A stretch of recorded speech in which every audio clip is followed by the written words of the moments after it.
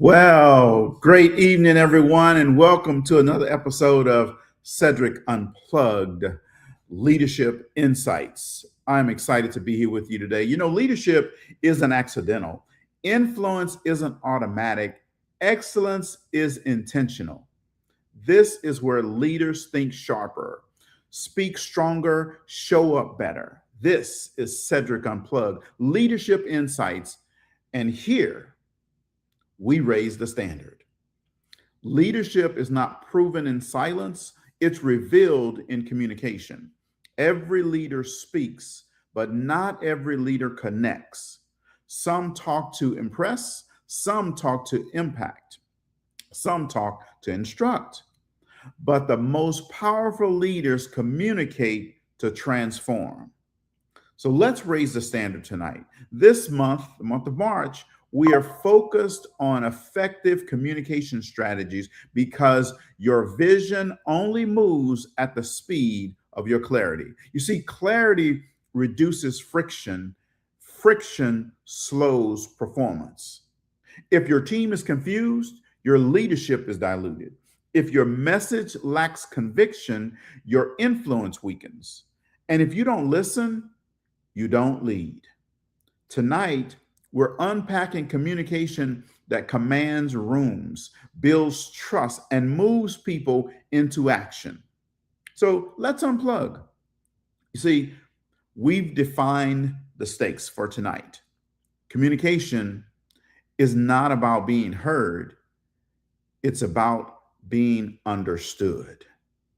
And today's leaders aren't just speaking to rooms, they're speaking across generations, across platforms, and across expectations. So tonight, I brought in a leader who definitely speaks across generations. Tonight, I have with us Dr. 𝗟𝗏𝗱𝗿𝗀. Now, Dr. Rankin is a scholar. You know, you see her doctor behind her name, you see. A real one. A real, she earned that one, right? And Dr. Nicole is also a business leader. She's an entrepreneur. She's empowering the millennial generation to learn how to speak clearly, be effective, and be impactful, and help people transform. So welcome, Dr. Nicole Rankin. Thank you, thank you, thank you, thank you so much. Thank you for having me. Happy to be here. Well, awesome. So, you know, tonight, let's move from philosophy to practice, Nicole. Okay. Right? So when we think about effective communication in leadership, what kind of separates good communicators from transformational ones? Well, that is a great question, Cedric. And I think what comes to mind is you actually said it in your introduction. Um, Good communicators transfer information, right? They're focused on just getting the information out. But transformational communicators, they really transfer belief and impact. And I think the difference, as you mentioned, is the clarity, not just in what you say, but it's all about the way you're saying it and who you're saying it to. And I think a lot of times when people communicate, they forget those key points because they're so fixated on just getting the messaging out and transferring information. So when I'm working with my clients, my millennial leaders, we start with that one question. What do you want? What do you want? If it's, what do you want people to do? What do you want people to think? What do you want people to feel? When you're finished saying what you need to say and speaking, what is the end goal? So we always start with the end in mind. And most communicators skip that entirely because, again, they're focusing on content and not impact. So I think the biggest differentiator is that the intention or the motivation behind the communication. One is just to transfer information, and the other is to transform a believer, a listener, and create those moments that move people from where they are to where they want to go and where they need to be. Yeah, absolutely. So what communication habits do you see millennials struggling with the most in their leadership? Because, that's the difference. That it is a difference. It is a difference. So what we're seeing now, and especially in the workplace, and as I talk to many other leaders who employ millennials in the workplace, is that lack of, or I say, reliance on digital communication. I always hear that they don't want to write an email, or they don't want to, they're into millennials and some Gen Zers or whatever. They're into short communication. So the digital communication, because you have to realize we have part of this generation that was born in the age of technology, right? So this is what they know. So we see that even in the workplace, they're taking on that culture where we have short digital communication. But as we know, face-to-face dialogue never gets old. That's something that has to be able to be translated in the workplace. But a lot of millennial leaders find it difficult to do emails, read emails, have messaging platforms. So because they're, again, having that uncomfortable conversation, it's easier to just send a message that's, how many characters as opposed to writing a professional email. So that's something that is a struggle, what we see in the workplace. And a lot of it causes conflict because of misinterpretation of messaging, right? What I can say professionally and concisely in an email message or a longer messaging form can get misconstrued in a digital format. So it weakens that connection, it weakens trust sometimes, and then it kind of slows decision making, because if I can't understand your truncated message, then I have to go back, I have to get an understanding. So we see that as a struggle. Another thing that we've seen is just the avoidance, and I see this a lot with the clients that I work with, is the avoidance of difficult conversations. Oh,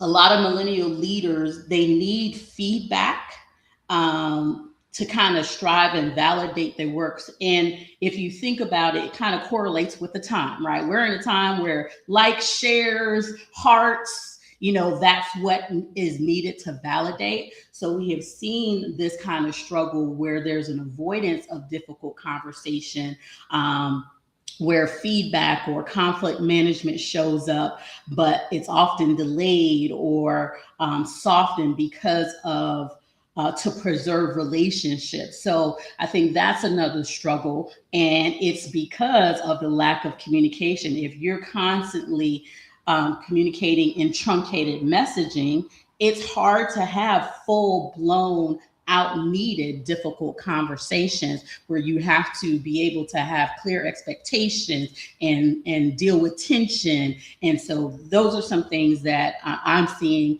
in the workplace, and I know the research shows that as well. yes. That was a great insight, Mhm. Nicole. Thank you very much for that. So how does emotional intelligence impact communication effectiveness? Great question. EQ, right? That's the buzzword. EQ, emotional intelligence. And when you think about emotional intelligence, it really is the structure that provides the foundation of effective communication. So you can be technically strong, but if your tone is not correct, if you're understanding, if you're not compassionate, if you're not empathetic, if you don't recognize where your message is landing and how it's landing, then that's going to cause a problem. All of that is the infrastructure of emotional intelligence. It's, when I work with millennial professionals who have all the credentials and all the things, but they lack a lot of self-awareness. And so when that happens, the emotional intelligence of how they're communicating is not understood, because again, if they're lacking the self-awareness, lacking the empathy, lacking the compassion, all those things that make you a high emotional intelligent leader, then that communication is off as well. So EQ is that foundation, but unfortunately is not really understood. It's getting a lot of trends now because it's the buzzword, but it's really truly not understood as the foundation for effective communication. Yeah, absolutely agree with that. And hey, guys, audience, I put in the chat, what are you struggling with in your daily communication, right? Mhm. I just want to get a feel for um, you out there, and what you're struggling with and how we can help. So can a leader be strong strategically but weak communicatively? And what happens in those moments? I think the answer is yes, and I think we see it all the time. We have leaders that can be strategic, but the communication is not there, and it shows up quickly when you have a leader that is lacking in effective communication skills. Their vision never really fully lands, right? You can have all the vision and the ideas and all the strategy, but there's no communication, if your ideas stay in your head, or if you can't translate them in a way that motivates others and mobilize others, then nothing happens, right? So over time, people will stop following you, right? If you were a leader who are strong strategically, but don't have the communication skills, as they said, if you're a leader and you look back and no one's following you, you're just taking a walk, right? Yeah. And that's what happens when you're not able to effectively communicate. That people will stop following you. They'll start following someone who can communicate and who does that with clarity. So I think strategy without communication is a great idea, but it never moves anywhere. So if you can't communicate it, you can't lead it. So Right. mhm. Yeah, absolutely. Well, that's powerful, right there, Dr. Nick. And audience, tell us um, a leader that you've worked for that was good with strategy, but horrible with communication. And tell us, how did that impact you? What effect did it have on you? Were you able to still effectively do your job, still follow that person, or did you kind of start tuning that person out? Right. So let us know. But that's some powerful stuff. And we understand and know that communication should change something. Absolutely. So let's raise the standard tonight. All right. The leaders who win are the ones who communicate with confidence under pressure. See, everybody can communicate effective when everything is going smooth and it's calm.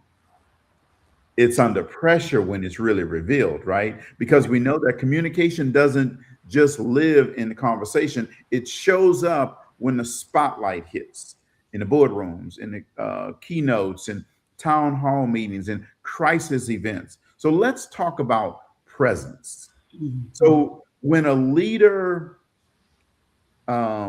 stands to, do a public speech, right? Mhm. What's the biggest mistake they're making? That's what I want everybody to consider and think about. What's that big mistake that they're making, right? Um, so we're going to start off, Dr. Nick. We're going to let you answer that for us, and then we'll see what the public has to say. Yeah, I think the main thing is speaking to impress rather than speaking to connect. Mm, You'll see a lot of public speakers, all dressed up and ready to go and want to be validated, like I said before, but they're relying on jargon or their credentials, right? Or, the data to establish their authority rather than being relatable. Rather than meeting the audience where they are. When people what to say, when people know how much, don't care how much you know until they know how much you care, right? So I think a lot of speakers or leaders, trying to make that impression, and we talk about executive presence, that their executive presence is not sounding important, right? So it's about making others feel seen and valued, right? So I think it's that misunderstanding that when you do speak publicly, when you are a leader that's speaking, it's not about you. It's about your audience. It's about you being intentional about making that connection. So making that shift from performing to serving. And when you have that mindset as a leader, when you speak in public, that you are a servant, that servant leadership, then everything changes. Even, how you introduce yourself. You see a lot of speakers that say I a lot, I, or, your delivery, the light is always shining on you, right? So when you make that shift into thinking that I'm a speaker who is here to connect, who is here to transform, who is here to serve my audience, then everything changes. My delivery changes, my vocal variety changes, and people really lean in when you really can relate and have that ability to connect as opposed to impress. And I see that is one of the biggest mistakes that leaders are making when they are speaking publicly. It's the intention. Yes, absolutely. So we have a couple of comments that came in here, and um, it says, when I was working for the candy factory, I was accused of doing something that I did not do, and I was fired for the wrong reasons. There was no communication, Mhm. right? So in those moments, right, that's the bad side of a leader. Right. Whether they fire someone or not, that's different. But communication is important, right? Mhm. Yeah. So Absolutely. during those times is really when leadership either shows up or they're revealed for the type of leader that they are. Right. And Right. in that situation, it's unfortunate that you do have leaders who are not self-aware, because that situation could have easily um, had a more positive resolution if the communication was there to kind of figure out what happened, what the source was, and to do actually what leaders do in leading. So again, it's not a reflection on you, it's a reflection on that leader. Absolutely. Yeah. We have another comment that says, um, thinking of self versus them Hmm. and the people in the room, right? Absolutely. Um, and I'm assuming she's talking about when you're like, if you're speaking, right? Hmm. Thinking of yourself, like you said, trying to impress. Yeah, yeah, you see it all the time. You can use the big words and throw your credentials around, but if you're not landing, if you're not connecting, if you're not resonating, people just, first of all, they tune you out. Right. Especially when we talk about communication across generations, research has shown attention spans have gone shorter, right? So millennial attention span rely around 11 to 12 seconds. And then when you get to your Gen Zer, it's 8 seconds attention span. So if you have a speaker who wants the light shine on them, guess what? Your audience, they've checked out. Most of the time, they're picking up their devices and they're moving on. And so that's a telltale sign that you're not doing well. Yeah, that's a sign you're not connecting. There, You're not connected at all. Yep, absolutely. Verizon says, "Can you hear me now?" Nope. Right. They've gone on to the next TikTok or Instagram post. When you notice people are on their phones while you're speaking, that's a sign. Yes, absolutely. So, how can leaders communicate confidence even when they feel uncertain? Mm, that's a good one.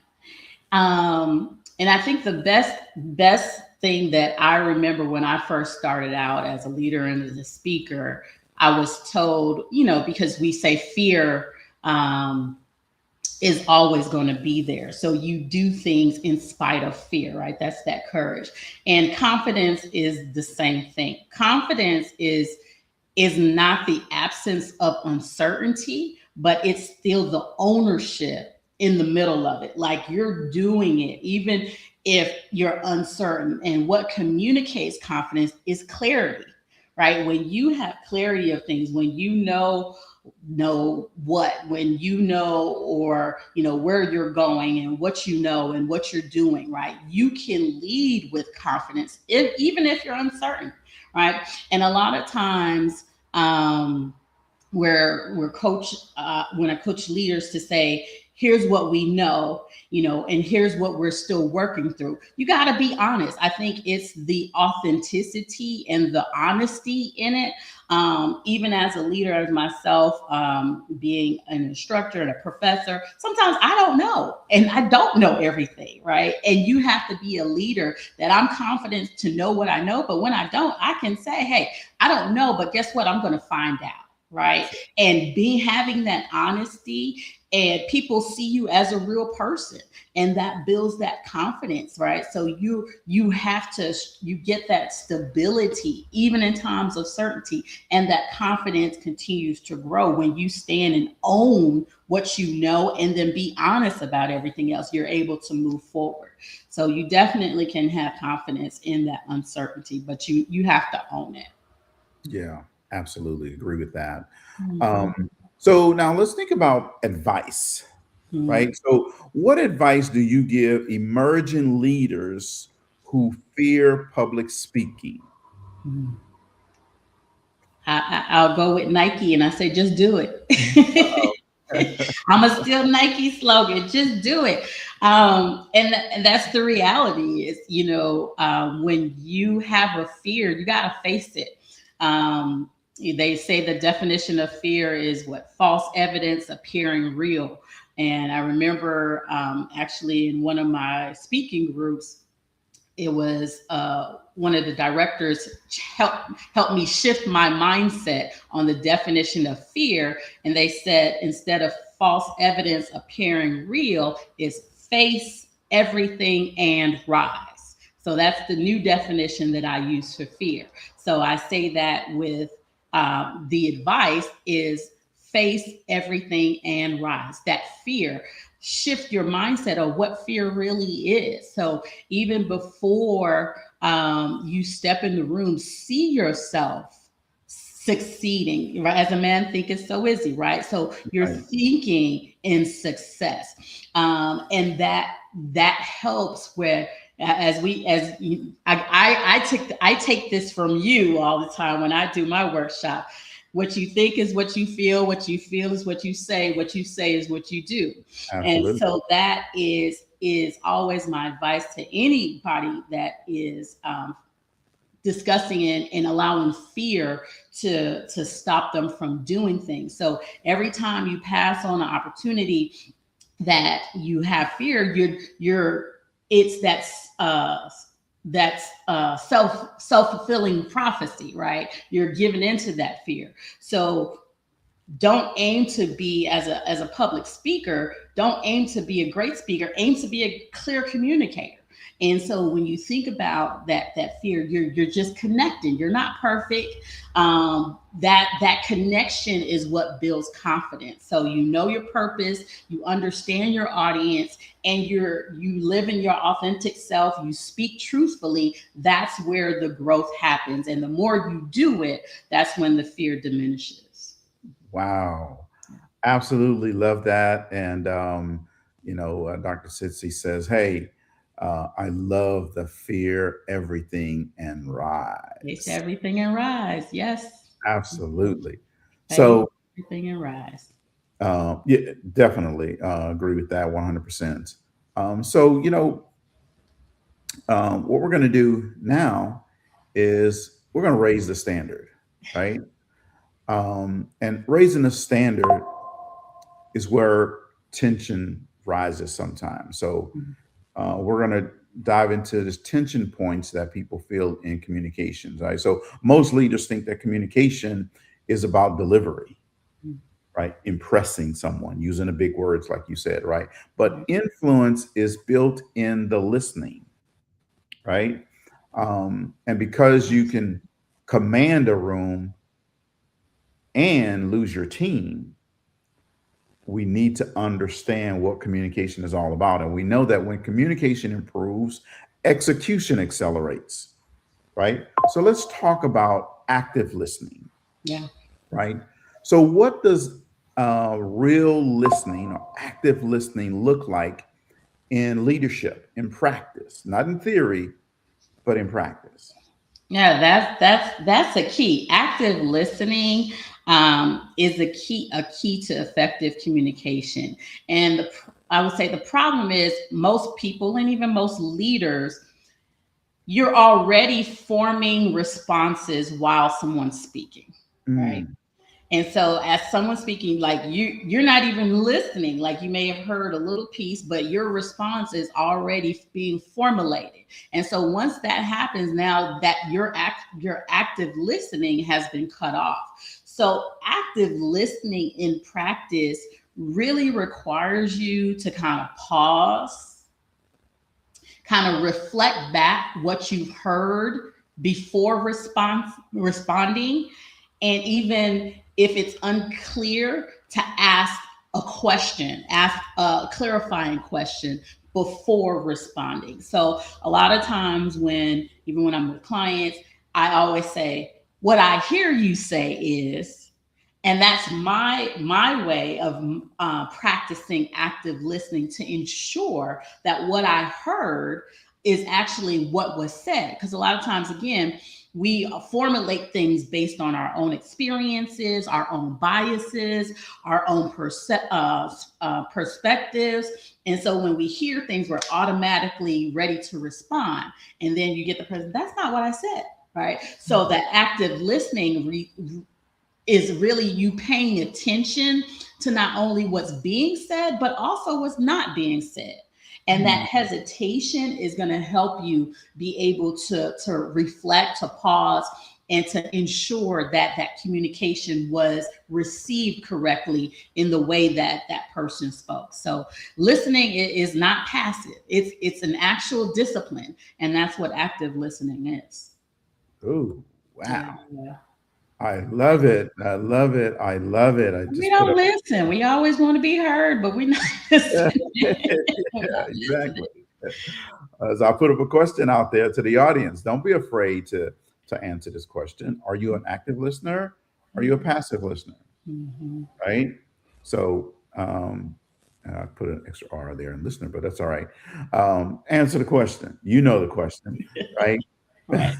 So, how can leaders create psychological safety through communication? Mhm. I think for psychological safety is, we always talk about a safe place, right? Or a safe space for communication. And I think that goes into, again, the self-awareness of the leader, in your skills as a leader, how you react to things. Are you an active listener versus a passive listener? Do you exemplify empathy, or are you proactive or reactive? So a lot of times when you create that environment of psychological safety, you have what we call EQ. You have a high emotional intelligence to be able, when someone brings something to you of concern, your reaction doesn't shut them down, or they don't feel valued, or they don't feel heard. So that psychological safety is built in moments, right? When you're connecting, when you're building trust, when you're able as a leader to say, I don't know, or I was wrong, or what do you think, right? Not going in to say, well, I know it all or anything like that. You then create a culture of psychological safety where people can feel value when they feel like, oh, right, they really do care about me, right? And you're modeling that on a consistent basis. It's just not like a one and done, but you consistently show up in that fashion. That's what's going to create that psychological safety, that culture in the workplace and that environment where people can feel that they can communicate, they can express themselves without any feeling of discipline or some negative reaction as well. So I think that for leaders to create that's when you have to hold up the mirror in front of yourself to make sure that you're a secure leader in order to create that environment of psychological safety. Right. I love that you said you have to check yourself to make sure that you are a secure leader, right? Right. Absolutely love that. So what are those subtle signs a leader is not truly listening? See, this question right here, I think, is one of the most important questions that I'm asking tonight, because we'll say that we have an open door policy, but do we have an open ear policy? You see? That's good. That's good. And some of the things that we actually talked about already, I think, are signs that a leader is not truly listening. When someone interrupts you, right, before you're finished, or that's a sign. Like, you're not listening. You're formulating your response to be heard, right? So you're interrupting what's being said. Or you still see leaders that try to finish your sentence, or so they'll jump to kind of put their words in there. You're not listening. You're not listening. Another thing is they'll jump to solutions too quickly without hearing everything. So again, that active listening. Also, like I said before, it's that motive. It's more I, right? If I say something and your response is something about yourself, you're not really paying attention. You're not present and actively listening. So those are some things that I think are tell signs that a leader is not listening, and signals that people can be aware and ask themselves, again, put that mirror up before you. Am I a leader that practice active listening? Am I present, being present in the moment? It's so easy, especially now. There's so much that we have to contend with. Is even in the workplace, we have multiple screens and multiple websites up at the same time, and we have our digital devices. We have so many things going on that's competing for attention. So it again, like I said, active listening it's a discipline. It's something that you have to practice. And so if you see yourself in any of those signals that you exhibit, interrupting people and not actually really present, then that's something that you need to intentionally be aware of, right? And acknowledge that needs to be improved, and then start working on it. Yeah, and you're absolutely spot on in those examples. And one of the other examples that I use when I'm talking to leaders is, so what about when someone comes in your office and they interrupt what you're doing, right? But you're typing and you're still typing. Yeah, Nicole, I'm listening. Okay, go ahead. Yeah, I'm listening. Yeah. Oh, okay. Yeah. You're not really listening, right? You think you're multitasking, but we all know that there's no such thing as multitasking, right? You're doing one thing or you're doing the other, right? Absolutely. So how do you feel in those moments, right? And not necessarily just at work. What about at home? What about in your social groups? How does that make you feel when you're talking to someone and you know that they're doing something else at the same time? Right. And I think that goes, that's a good example. And that goes into what we talked about earlier, and just being a secure leader, right? If you're doing something be honest, right? If somebody comes and interrupts and you're doing something, they want to speak, they say, hey, I'm in the middle of something right now. Is this an emergency? Just make sure that it's nothing, detrimental. If it's not an emergency, can you give me 10 minutes? Can you give me 5 minutes? See, that's a secure leader to say, hey, I recognize you and I value what you have to say, but at this moment, I'm not able to be present. Can we table this for another 5 minutes or 10 minutes, as opposed to just continuing like, oh, I'm hearing you. Again, that goes back to that mirror and saying, am I a secure leader in my communication who really wants to connect with those that I serve? Right. Absolutely. Yeah. And what I tell leaders around that is, if you don't like it, you should understand that other people don't like it as well. Absolutely. Right. So here, Rose says, I cannot stand it when someone does not listen to me. We hear you, Rose. Exactly. We hear you.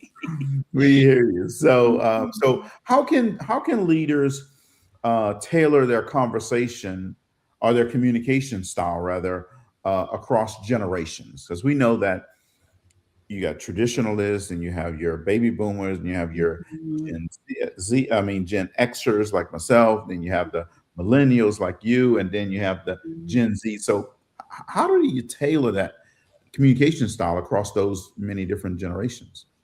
Great question. So one, I think it's acknowledgement and awareness that there is diversity in communication across generations. So, what one generation prefers is different from another generation. So I think that's the first step, is acknowledgement. So a lot of times where leaders, I would say fail, but where leaders fall short is because I do it a certain way, I expect another generation to do it a certain way. So I think an awareness of the various diversity of generation styles of communication is important for a leader to understand. And then once you get that understanding, to understand, okay, well, we have traditionalists who are more stable. They like long communication, clear, direct communication.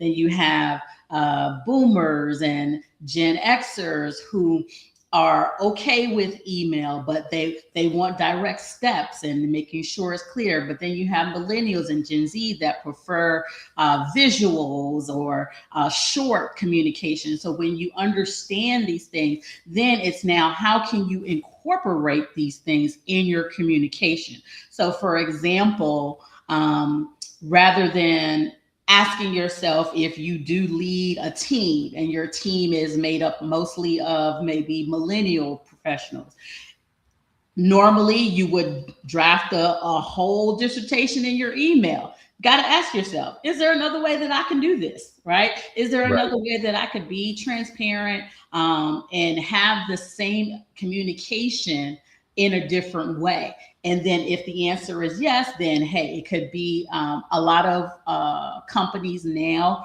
are moving or inclusive in integrating digital technology such as Slack and some other platforms where they do group communication. Microsoft Teams, all of those things are being helpful in that process. But I think a leader that struggles across generations is one that hasn't understood that they need to make the adjustment. Oh. And that's what a lot of times when I do my professional development with communication with leaders, especially educational leaders, that's the main thing that comes out of those trainings. Well, why do I have to adjust? Well, what is your motivation and your reasoning for communication? Is it because you want to feed value or you want to connect with your students, right? So that's the biggest problem. I think a leader needs to understand that there is diversity of communication across generations. Yes, I remember having a conversation with a person who was in a district leadership position and wasn't a superintendent. but it was in a district leadership position. And he told me that he didn't believe that he should change his communication style for the people, that they should adjust their way of listening to him. Right. And I I'm heard like, it too. wait, what? Right. Right. What? Exactly. I mean, I want to say more than that, but I was like, okay. Right. Yeah, people are not going to be following you too long.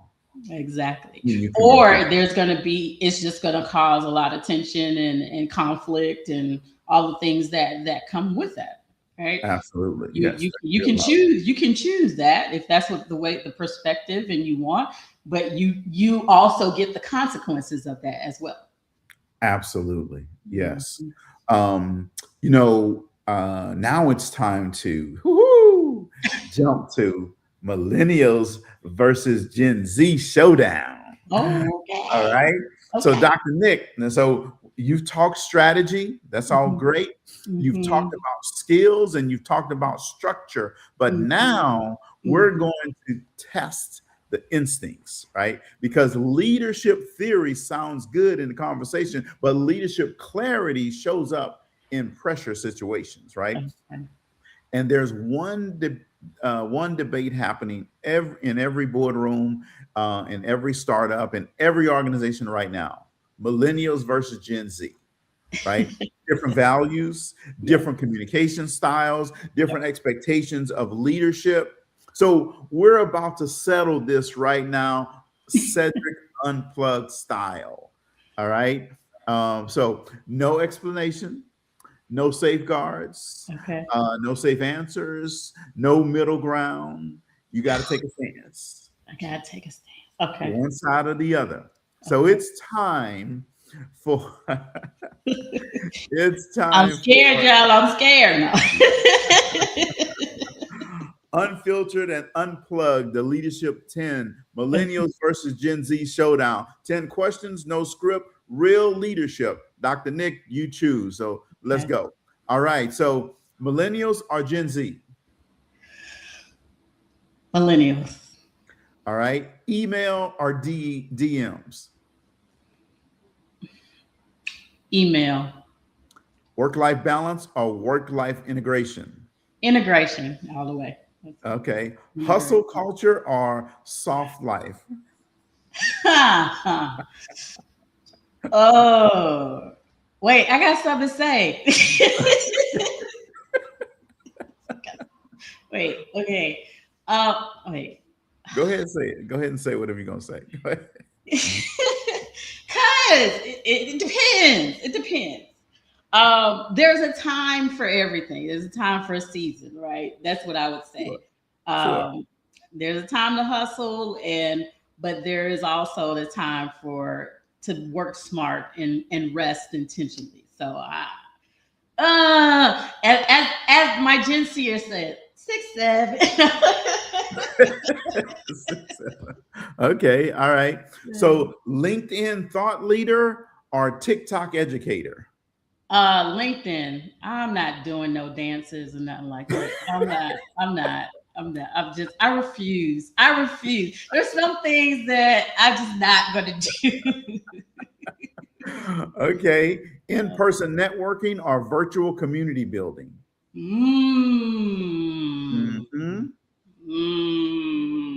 That Millennial versus Gen Z really shows up right here.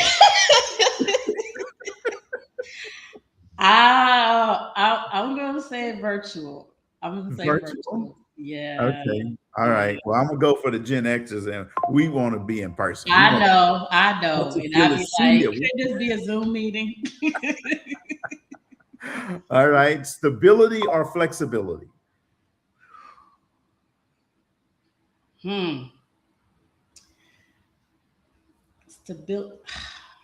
Stability, you got that paycheck coming in every 2 weeks. Flexibility is I got to make it happen. So I've done both.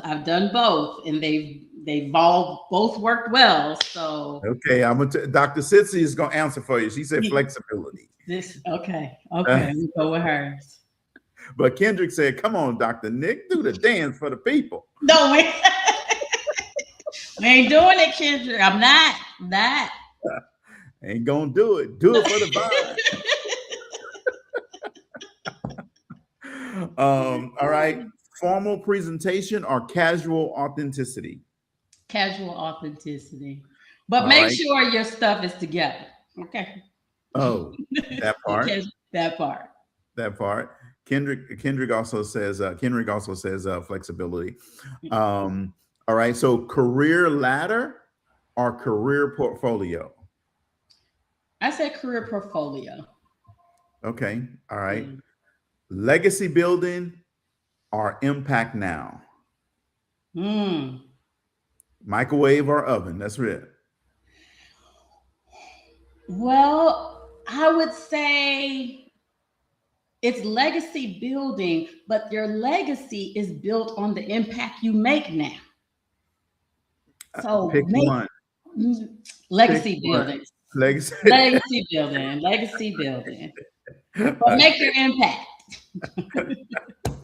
Since he says legacy building. Okay, all right. Legacy building. Okay, so now we have to vote. So who communicates better? Millennials or Gen Z?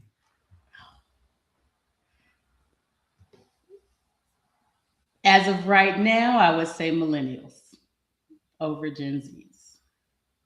Okay, all right. So drop it in the comments. I would say, what do you guys say out there?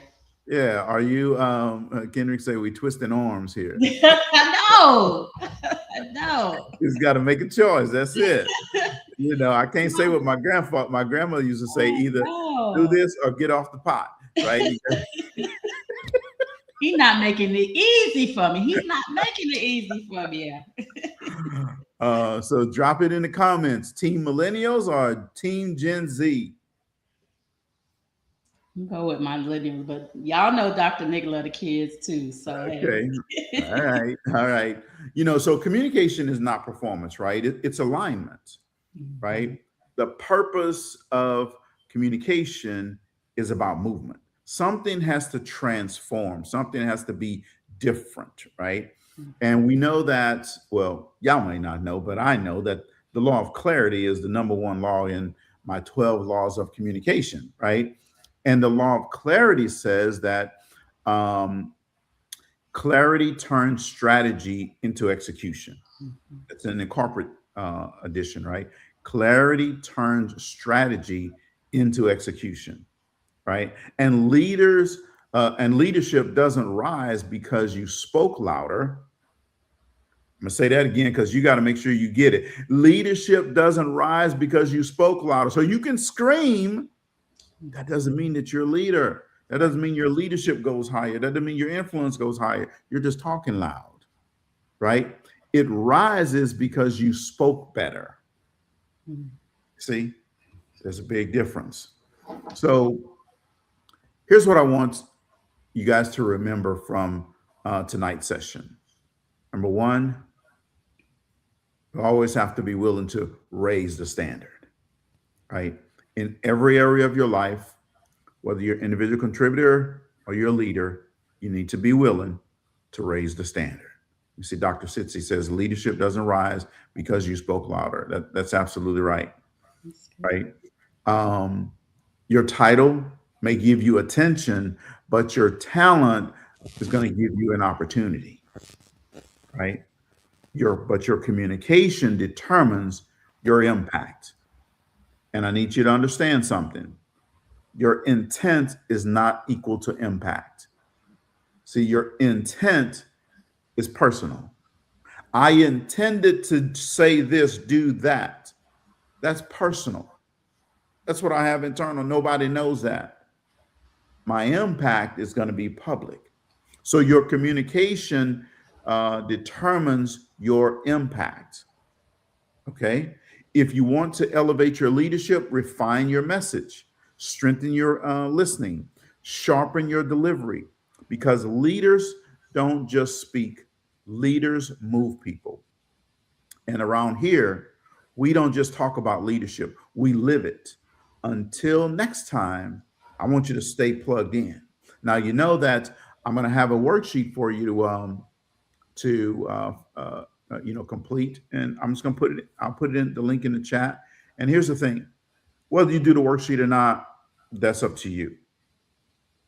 But we put some stuff from tonight's show that will help you impact your communication style, right? To help you understand the point of effective communication. Dr. Nick gave a lot of good advice, some recommendations, some ideas for you to think about, for you to consider, for you to implement. Now, whether you implement them or not, we don't know. Dr. Nick is going to go on and do her thing. And if you implement them, great. You can thank her for that. If you don't implement them, guess what? Your leadership is going to continue to be suspect until you implement these type of things. So that's what the worksheet is for. Dr. Nick 𝗟𝗍𝗂𝗍 says, excellent show. And I want to tell you, well, I'm going to say this last bumper here, but before I go, I'm going to tell you, thank you very much for coming on the show. I definitely appreciate it. I know that the audience got something from this. Now, you delivered. Now it's a matter if they're going to implement. Well, thank you for having me. It's always great to be on the show with Sid. I appreciate that. And audience, I want to tell you, thank you for tuning in. Thanks for all the comments. I definitely appreciate that. Make sure you share this with someone. Someone else might need the message that Dr. Nick gave. So it's going to be out there. You share it, right? So that others may benefit it. Emmanuel says, that's awesome, Mr. Cedric, and our beloved guest, Dr. Nick. Again, Emmanuel, thank you for tuning in as well. We'll be back here next Monday, 6:30 Central Time, 6:30 p.m. Central Time. So make sure you let somebody know that Cedric Unplugged Leadership Insights will be here. Leadership isn't what we say. It's what you sustain. So keep growing, keep leading, and wherever you show up next, raise the standard. Thank you, guys. Thank you. And have a great evening. Oh, I see some more people jumped in here. I see Pamela. That's one of my sisters. Thank you for tuning in. Dr. 𝗟𝗍𝗂𝗍 says, great show. And thank you, Cedric. I appreciate it. Raise the standard. Have a great evening. We'll see you next Monday. Bye-bye.